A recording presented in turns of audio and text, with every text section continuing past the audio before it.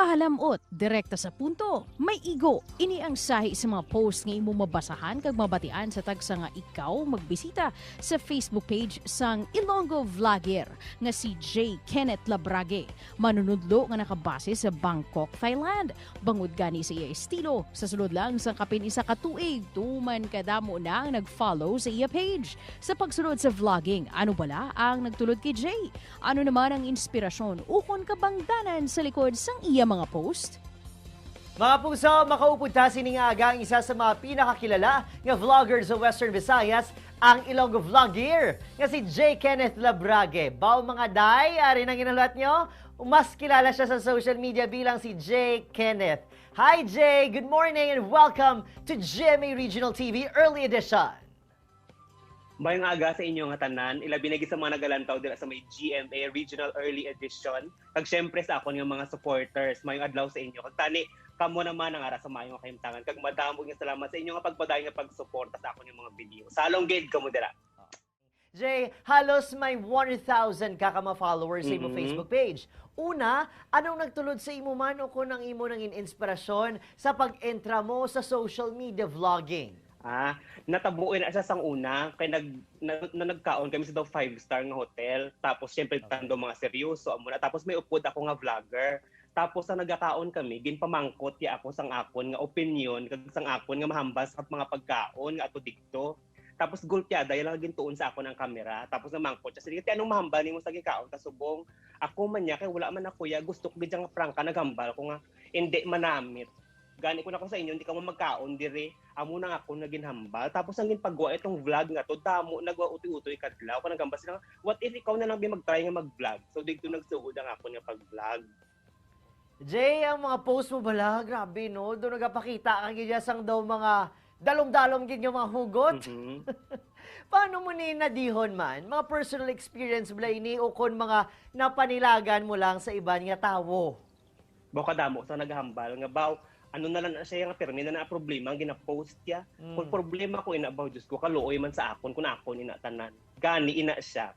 Based sa experience, hindi na akong tanan kay kung magamoy na ba problemado na gid ako ya. Hindi man masadya ako nga tawo.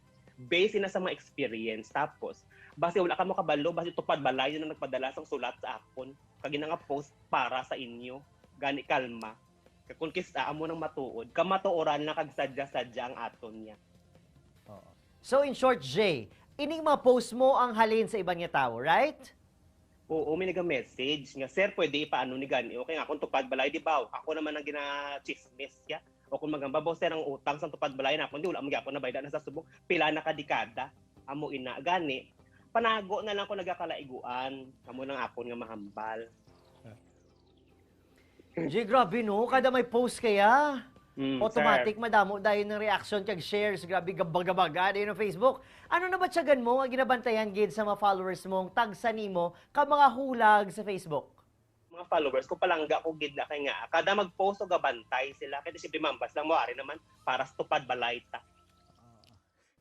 I like you because of this one. May mga komentaryo ka nga ginahimo sa mga mainit nga mga issue nga nagluntad sa aton sa syudad. May nagakabaton ka man bala nga mga negative reactions o kung may mga nagabash bala bangod sini. Kag paano man niya ginadila ang mga bashers man? Ang pagbash, ang paghambas sa imo sang malait sa ibang nga tawo, hindi ginamalikawan ilabi nagi kung naga-vlog ka. Gani kung ikaw vlogger, kung hindi ka pa preparado ang imong lawas, hindi ka na mag-vlog kay masakitan ka lang. Pero ang advice ko na lang, ginahimo ko na lang gid, nanamian kung ginakon grabe ang ginabash na laba-laba, tapos ang ending i-delete ko. Jay, sa likod ng social media, sa likod ng imo mabaskog kag agresibo nga personality, ano klase nga tao si J. Kenneth? I would want to know. Sa totoo lang, sir, seryoso ang istorya. Seryoso akong klase sang tao. Kung makita mo ako sa dalan, mamba ko, ay, ito, hindi man na siya amo to. Galing kay tungkol sa mga hugot at mga experience siya, ito nanging kabalan ako sa pag-vlog. Pero kung sa tutuod lang, seryoso ako nga klase sang tao, pero galing siguro tanan kita naga-evolve, samtang naga-edad kita. Kag imbes nga seryosohon yung pagpangabuhi, dalon ta na lang sa sadya-sadya. Amo nang akon nga kada nga kung magtubang ako sa kamera, lain na dayon ng akon nga aura. Doon nagalain na siya. Jay, madamo sa gihapon na naghahandom nga mga in social media sensation like you. Anong mensahe o kung panugyan nga pwede mo mapalabot sa ila? Ang mahambal ko sa mga aspiring vloggers, duhagid lang. Duhagid lang ang mahambal ko sa inyo. Una, kinahanglan, preparado ikaw. I-preparar ang kaugalingon nimo physically, mentally, spiritually, biskan financially pa. Kaya nga, kung mag-vlog ka, madamo ikaw sa ma-experiencehan. Ang iban, kalainan, pero mas madamo ang kamaayuhan. Kung ready ka na, pues, pasadyahon ang mga tao, sigihon ang pag-vlog, kag maghatag sang kasadyahan, kaysa tutuod lang ini, makwartahan.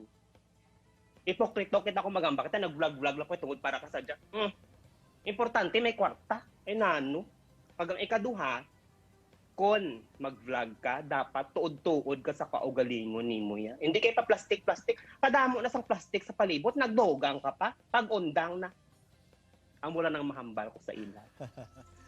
Mao J. Kenneth, madamong salamat for inspiring many people in Western Visayas sining nga aga. Kabay pa, hag sigurado gi kuya madamo ginatun-an na makapuso naton sa bugos nga rehiyon. On my part, hulton ko naman ang imo mga nagrailaing nga pasabog sa imo social media page. Good morning and thank you for being with us right here on GMA Regional TV Early Edition. Madamo man nga salamat sa pag-interview ninyo sa akon. Kag maayong aga sa tanan nga nagalantaw sa aton. Mga puso, hindi gid magbiya. Kay magabalik pa ang GMA Regional TV Early Edition. Ini ang GMA Regional TV Early Edition.